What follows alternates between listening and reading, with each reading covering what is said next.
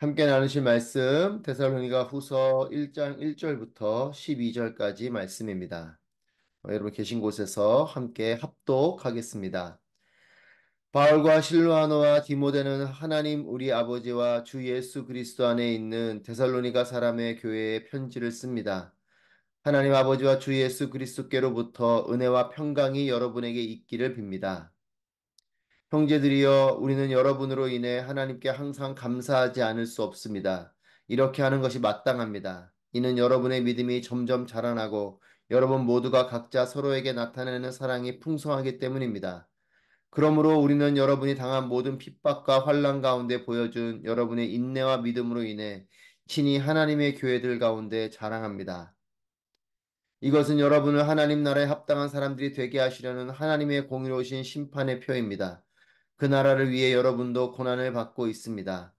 하나님의 공의는 여러분에게 환난을 주는 사람들에게는 환난으로 갚으시고 환난을 당하는 여러분에게는 주 예수께서 그분의 능력의 천사들과 함께 하늘로부터 불꽃 가운데 나타나실 때 우리와 함께 안식으로 갚으실 것입니다.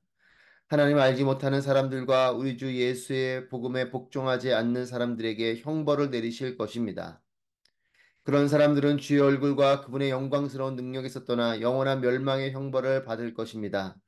그날에 주께서 오셔서 그분의 거룩한 백성들 가운데서 영광을 받으시고 모든 믿는 사람 가운데서 높임을 받으실 것입니다. 이는 여러분이 여러분에게 전한 우리의 증거를 믿었기 때문입니다. 그러므로 우리는 항상 여러분을 위해 우리 하나님께서 여러분을 부르심에 합당한 사람이 되게 하시고 또한 모든 선한 뜻과 믿음으로 하는 일을 그분의 능력으로 이루어 주시기를 기도합니다. 이렇게 함으로 우리 하나님과 주 예수 그리스도의 은혜에 따라 우리 주 예수의 이름이 여러분 가운데서 영광을 받으시고 여러분도 그리스도 안에서 영광을 얻게 되기를 원합니다. 아멘. 할렐루야. 살아계신 하나님을 찬양합니다. 하나님의 은혜가 충만한 또 오늘 하루의 삶이 되시기를 축복합니다. 이제 오늘부터 또 데살로니가 후서를 3일에 걸쳐서 짧게 4일에 걸쳐서 보도록 하겠습니다. 데살로니가 후서를 보게 되는데요. 바울은 데살로니가에 있는 교회를 향해서 두 번의 편지를 쓰게 되는 거죠. 어, 고난 가운데 있는 교회를 향해서 그들의 말씀에 대한 견고한 이 믿음을 칭찬하고 있습니다. 하지만 또 고난 가운데 있는 그들에게 주의 날과 또 다시 오실 예수 그리스도에 대한 재림을 선포하였습니다. 첫 번째 편지에서 이와 같이 그들의 믿음을 칭찬하고 또 고난 가운데 있는 그들에게 다시 오실 예수 그리스도 또 부활과 또한 하나님께로 가게 되는 그런 마지막 날에 하나님 곁으로 가게 될 것을 선포하면서 그들이 위로하고 격려하고 있습니다. 그러나 바울의 이런 권면이 데살로니가 교회를 살리기보다는 핍박은 더욱더 강해지게 되고 또 마지막 날에 대한 소망도 오히려 잘못 해석되고 또 미혹하는 자들로 인해서 소망이 아닌 이 마지막 날에 대한 두려움과 아니면 이 마지막 날에 대해서 믿고 세상을 그냥 포기하는 어차피 열심히 살 필요가 뭐가 있냐? 주님 오시면 다 끝날 것이다. 이런 시한부 종말론과 같은 이런 모습으로 나타나게 됩니다. 그래서 바울은 1년도 안 돼서 그들에게 두 번째 편지를 쓰게 되는데 그것이 데살로니가 후서인 것이죠. 더욱 거세진 이런 고난 앞에 바울은 다시 한 번 더 그들을 격려하고 위로하고 힘을 실어줍니다. 3절, 4절 말씀을 보시면 그들의 믿음의 성장과 또 사랑의 풍성함에 대해서 그들을 칭찬하고 있습니다. 여러분의 믿음이 점점 자라나고 또 서로에게 나타나는 사랑이 풍성하기 때문에 나는 하나님께 감사한다. 이렇게 그들에게 표현해주고 있어요. 고난이 더욱더 거세지지만 그들의 믿음은 점점 자라나고 있는 것에 대해서. 즉, 이것은 다르게 표현하면 거센 그런 고난 가운데, 핍박 가운데도 여러분이 믿음을 지키고 있는 것. 그러니 그 전에 연약한 그런 조금 덜한 고난 가운데서 지킨 믿음보다 지금 여러분이 지키고 있는 믿음이 더욱더 강한 믿음이다. 라고 말하고 있는 거죠. 그러니까 사실은 더 힘겨운 가운데 믿음을 지키고 있는 것입니다. 다르게 말하면 더 강한 믿음으로 믿음을 지키고 있다는 것, 이것에 대해서 바울은 더욱더 칭찬하며 그들에게 격려하고 있고, 또한 그 가운데 서로에게 사랑의 풍성함이 있다라는 것에 대해서 하나님께 감사한다고 표현하고 있습니다. 사랑하는 여러분, 포기하지 않는 믿음, 우리의 믿음도 이런 포기하지 않는 믿음이 되기를 축복합니다. 고난이 때로는 있고 어려움들이 우리에게 다가오지만 우리의 믿음은 그럴 때일수록 더욱더 견고하게 나아가는 믿음이 돼서 고난이 오고 위기가 오고 어려움이 오면 이내 포기해버리고 원망해버리는 그런 믿음이 아니라 끝까지 그 믿음을 지켜감으로 고난이 올 때에도 그 믿음이 더욱더 견고해지는 그런 포기하지 않는 믿음이 되길 바라고 또 서로를 향해서도 포기하지 않는 사랑이 되기를 바랍니다. 고난이 오고 핍박이 오지만 그것으로 인해서 서로 흩어지고 또 서로를 원망하는 그런 것이 아닌 끝까지 이 사랑하기를 포기하지 않는 서로에게 나타나는 사랑이 더욱 풍성해지는 그런 우리의 공동체, 우리의 관계가 되기를 바랍니다. 어, 바울도 자괴감이 들었을 것이에요. 첫 번째 편지를 썼는데 거기 별로 효과가 있지 않는 오히려 더 고난은 거세졌고 바울이 전한 그 메시지에 따라서 사람들은 소망을 품기보다는 마지막 날에 대한 두려움과 아니면은 마지막 날이 올 것이기 때문에 그냥 삶을 포기해버리는 이런 모습으로 나타나는 이 결과들을 듣게 됐을 때 바울은 참 자괴감이 들었겠지만 바울 역시 그도 포기하지 않고 이 데살로니가 교회의 믿음과 사랑을 더욱더 칭찬하면서 힘을 실어주고 있습니다. 고난 가운데 또한 뭔가 큰 변화가 있지 않는 가운데 우리가 품어야 되는 마음은 믿음이고 사랑이지만 또 하나는 포기하지 않는 마음이죠. 요즘 한때 그런 말이 좀 이렇게 세간에 돌았었어요. 꺾이지 않는 마음. 여러분 그렇습니다. 하나님 앞에 믿음도 사랑도 변하지 않고 꺾이지 않고 끝까지 어떠한 상황에서도 나아가게 되는 그것이 우리의 믿음이고 사랑이어야 할 것입니다. 특별히 4절 말씀에 이렇게 바울이 그들 권면합니다. 그러므로 우리는 여러분이 당한 모든 핍박과 환난 가운데 보여준 여러분의 인내와 믿음으로 인해 친히 하나님의 교회들 가운데 자랑합니다. 하나님께 감사하는 것뿐만 아니라 여러분들의 그 믿음과 인내함이 참 다른 교회들에게 자랑할 만하다라고 말합니다. 즉 자랑스럽다라는 것이죠. 핍박과 환난을 통해 여러분의 인내와 믿음이 확인됐다라는 뜻이기도 합니다. 이런 고난과 모든 핍박과 환난 가운데 여러분은 인내와 믿음을 보여줬습니다. 즉 그것이 여러분들의 인내와 믿음이 그 고난과 핍박 가운데 드러나고 확인됐다라는 것이죠. 여러분 위기가 힘들죠. 위기는 힘들지만 또 이 위기를 통해서 우리의 믿음이 확인되어질 수 있다면 이 믿음을 통해서 서로를 향한 이런 사랑을 확인하게 되는 경우들을 또 보지 않습니까? 우리 가정 가운데 또 내 개인적인 상황 속에 어려움이 올 때에 오히려 더욱더 하나님을 찾게 되고 또 그것을 통해서 가족이 함께 손을 맞잡고 기도하게 되고 그로 인해서 우리의 사랑과 우리의 믿음을 그 고난을 통해서 확인할 수 있고 또 그것을 통해서 더욱더 견고해지게 된다면 이런 고난과 위기와 어려움은 우리에게 힘겨움이긴 하지만 우리의 믿음과 우리의 사랑을 확인하게 되는 면에서는 이런 위기는 우리에게는 또한 때로는 축복이 되기도 합니다. 이런 위기가 있었기 때문에 믿음을 확인하게 되는 거죠. 이런 위기가 있었기 때문에 서로에 대한 사랑을 다시 한번 확인하게 되는 부분이 되는 겁니다. 5절 말씀에 이것은 여러분을 하나님 나라에 합당한 사람이 되게 하시려는 하나님의 공의로우신 심판의 표입니다. 그 나라를 위해 여러분도 고난을 받고 있습니다. 그들의 고난받는 것, 이 거세게 다가오는 이 고난에 대해서 바울은 이렇게 표현해 주고 있습니다. 하나님 나라에 합당한 사람이 되게 하시려는 하나님의 공의로우신 심판의 표다. 그래서 그 나라를 위해 여러분도 고난을 받고 있는 것이다. 이런 하나님의 분명한 표가 된다라는 것이죠. 고난이 힘겹고 많은 희생과 손해를 보게 되는 부분이 분명히 있지만 하나님 나라에 합당한 사람이 되는 하나님의 표를 받게 되는 부분이기 때문에, 그래서 여러분이 지금 고난받고 있는 것도 그런 어, 부분이기 때문에 이것은 복된 일이 되는 것이기도 하다.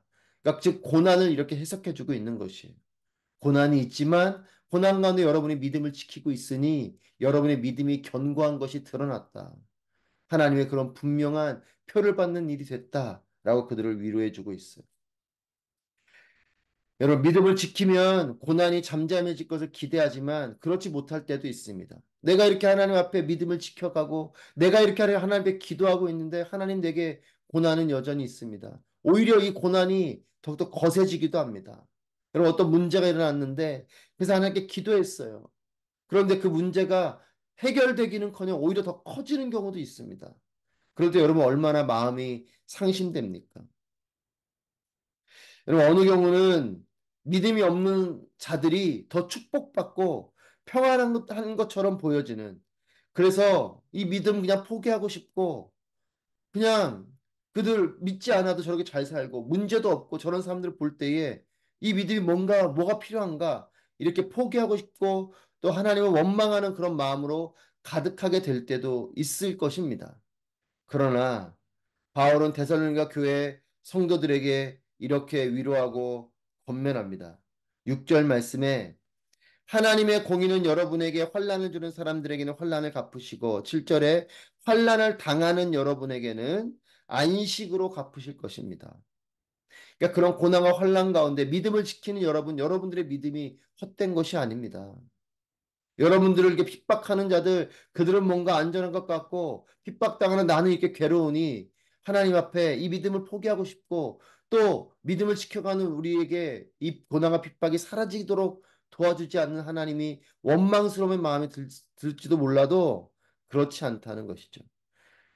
하나님은 공의로우신 분이시기 때문에 환난을 주는 자들에게는 환난으로 갚으시고 인내하는 자들에게는 세상이 줄 수 없는 안식으로 갚아주실 것이다 라고 권면합니다. 즉 지금의 고난이 고통스럽고 피곤하고 힘겹지만 인내하고 믿음을 지켜가는 여러분들에게는 하나님의 안식이 있을 것입니다. 그러니까 지금 보여주는 것이 다가 아니라는 것이죠. 우리가 아까 찬양도 했지만 이 또한 지나가리라. 지금 우리에게 일어나는 이런 고난과 어려움을 하나님께서 믿음을 지켜가는 우리에게 갚아주시고 또 이 고난 가운데 하나님의 뜻을 알게 해주실 것이고 또한 그래서 그때까지 우리는 믿음을 지켜나가는 것이죠. 그것을 바울이 권면하고 있습니다. 고난 가운데 우리가 기대할 대상은 누군가? 그것은 신실하신 하나님입니다.